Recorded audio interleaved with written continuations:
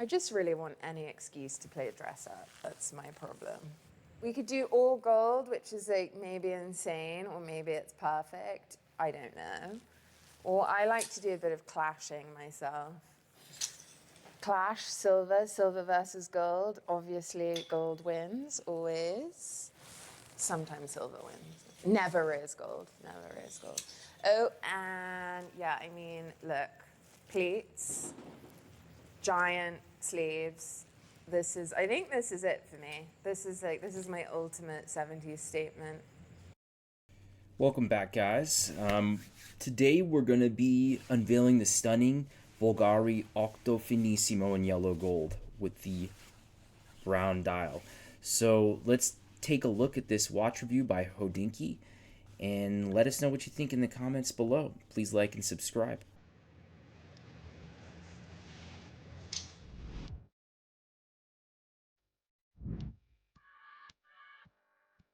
When I think of Bulgari, I think of jewelry, Rome, Liz Taylor, the Serpenti.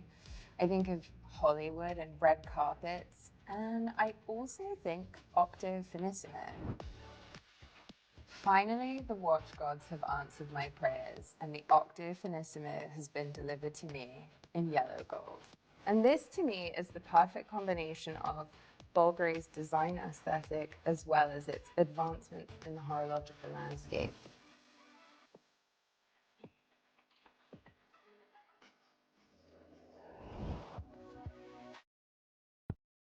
So immediately when I see this, I think of Cartier in terms of watchmaking. Like clearly they're both jewelry brands and they're in the watch world too as well. So I don't know, what are your thoughts on it? I think that Bulgari and Cartier have some phenomenal watches, and then there's watches that they make that are quartz watches, and maybe they don't have that same level of horology that's put into them. But when it comes to this, Finissimo, clearly they have a phenomenal designer that made a watch that is extraordinarily thin and well crafted. So let's see what this video has to say. Hi guys, Malika here, your style editor at Hodinky. I'm coming at you today through my lens of fashion meets watches, or if you want to call it style meets watches. Today I have a piece that kind of means a lot to me. Back in 2021, I decided to go on a rose gold rampage. I was kind of sick of every single watch brand releasing their new novelties in rose, and famously the Octo Finissimo came out in a sandblasted rose gold. And while this watch received much critical acclaim, I was a little frustrated. Cue August 2022. For Bulgari's 50th anniversary of existing in the US, they released a LE of 50 pieces in yellow gold with a chocolate brown dial. And naturally, I got my hands on one. Some will say that this watch rests on the shoulders of watch giant Gerald Genta.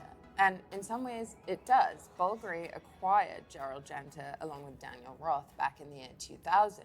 But as time went by and as Bulgari just became one brand and no longer three, and as they were acquired by LVMH in 2011, the Bulgari design team decided to push their own agenda. What's cool about Bulgari is it thought, okay, we need to be radical in our own way, so why not make an integrated sports watch, but let's make it super thin, and let's reimagine it as something that's aggressive and muscular and bold from the front, and sleek and slim and elegant from the side. Interesting. Only 50 pieces in their 50th anniversary in the US as well. The retro design.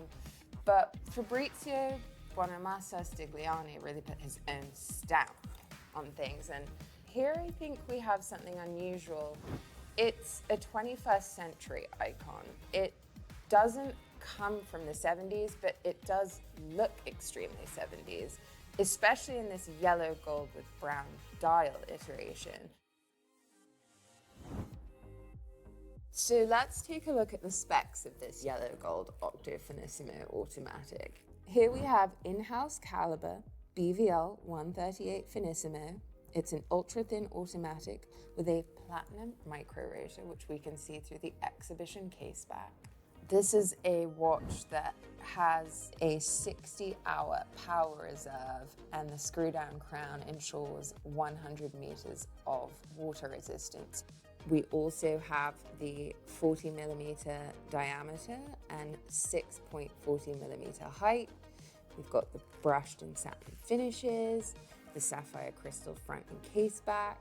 And then we have one of my favorite parts of the watch, the sunburst brown ceramic dial. And it is rich and it's deep and it reflects the light ever so nicely. It's definitely unique. We have the classic It's different. 12 and 6 o'clock on the dial, the Bulgari logo, the hour markers, and of course the little second subdial at 7:30. Then we have the case itself, which is 18 karat yellow gold, and we have the beautiful bracelet designed by Fabrizio in 2013, but I think has become somewhat of the reason for the success of this watch. I think the way the bracelet tapers and the kind of thin feel of the bracelet really does make it an elegant Now, watch. a woman could rock it, but this is a man's Put watch. it on your wrist. It kind of just sits pretty flat. It feels very silky, kind of reminds me of 1970s Patek bracelets. And what's really cool is that the clasp is completely integrated. So there's absolutely no bulk here. It's just, the whole thing is completely seamless. And if I take it off here, you can see that the links are just so small, which is a real advantage, so that you can really tailor it and have it taper your wrist perfectly.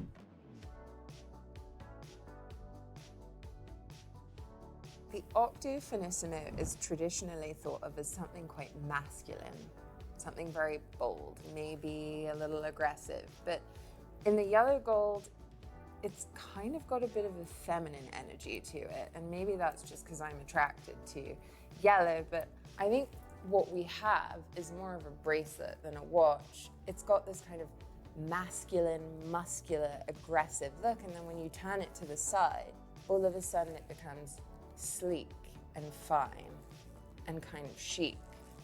I love it because it's a piece of design and it's a serious watch. And yes, I love the Serpenti, and yes, I love a whole host of other jewelry type watches, but I think it's important to remember that women can have design and technical watchmaking too, and that's what makes this so attractive to me. If you're like me and you think design is just as important as the serious watchmaking, then this is the watch for you. I mean, yes, it's $45,000 and it's a limited run of 50, but at least it serves as an inspiration for sculptural design. It serves as something that is genuinely quite fun. And I think Bulgari did a clever thing here. They kind of are shaking up that idea that... Now, the watch is beautiful, there's no doubt. Something like that weighs a lot too. All that gold with the bracelet, and with the architecture of it too, it looks almost like very early 1900s America in terms of design, almost like you'd see on the Empire State Building, or maybe kind of like this upcoming film Megapolis. It's got a very modern yet timeless traditional design. Hard to describe. I can't think of the words. Maybe somebody could type it below in the comments, but there's a certain time period that fits, like the Roaring 20s, and this watch kind of embodies that, and it makes me think of different things. It conjures thoughts of Gucci. I know it's a different brand, but it just makes me think of these luxury brands, and it has a very rich design. And the fact that it's got that chocolate dial with the rose gold, like it's different. It's different. There's not a whole lot like that. I mean, I know Rolex has their root beer style watches. It's like nicknamed, but there's just something special about the Bulgari watch that's it just hits different. So it's nice. The shape is super masculine, and men should wear octo, women should wear serpenti. I think this sits somewhere in between. When I look at this watch on my wrist, I see the 70s legacy. I see the Gerald Genta legacy, but I also see the 21st century reinterpretation of the legacy. I see how this is pushing a 1970s aesthetic firmly forward. And I also see that nod to Bulgari in the USA, the rewind back to 1972, the rewind back to disco, a rewind back to the times where people were just a little bit more glamorous and they maybe had a little bit more of a gravitation towards yellow gold. But I'm trying to make yellow gold come back. So hopefully you agree with me in saying that this is a truly stunning watch. Well, it's a nice watch, no doubt. That being said, this is Daniel with Chrono Sapien. Thank you for taking a look. Take a look at Hodinkee as well. They're a phenomenal company. And thank you for watching. Have a great day.